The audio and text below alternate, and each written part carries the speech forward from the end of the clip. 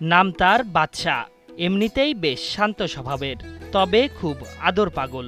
আদর না পেলেই হয়ে যায় মেজাজ খারাপ, মুহূর্তেই ক্ষেপে উঠে। গরুটি এত বিশাল দেহী হয়েছে যে এর কাঁধের কুচ একেবারে বেঁকে গেছে। বিশাল এই গরু নিয়ে আগ্রহের যেন শেষ নেই।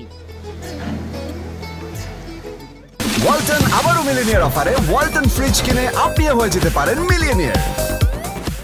ব্রাহ্মা ক্রস জাতের বাদশা নামের এই ষাঁড়টি বেড়ে উঠেছে সাভারের মধুমতি মডেল টাউনের জাহান এগ্রো ফার্মে।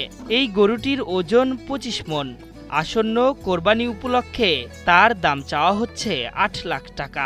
গরুর ন্যাচারাল ভাবে দানাদার খাওয়া লালন পালন করি 4 বছর 5 বছর পাইলা, তো বিক্রির সময় দেখা যাইতেছে ওটার ভালো একটা মূল্য পাই না। 2019 সালে এই খামারটি গড়ে তোলেন বিল্লাল হোসেন। ছোট বড় বিভিন্ন জাতের গরু তিনি বিক্রি করেন। সেই চিন্তা থেকে প্রায় 4 বছর আগে রাজশাহী থেকে এই ষাঁড়টি কিনে আনেন বিল্লাল। এরপর থেকে পরম আদরে এখানেই লালন পালন করা হয় গরুটিকে। এক পর্যায়ে এর নাম দেন বাদশা। বাদশার খাবার তালিকাও বেশ সমৃদ্ধ।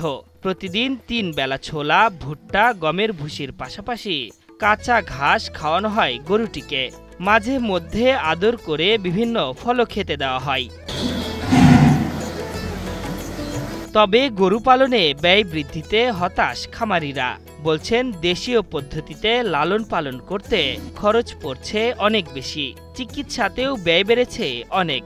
তবু লালন পালন করে যাবেন বলেও জানান খামারিরা। আশরাফুল ইসলাম, ৭১।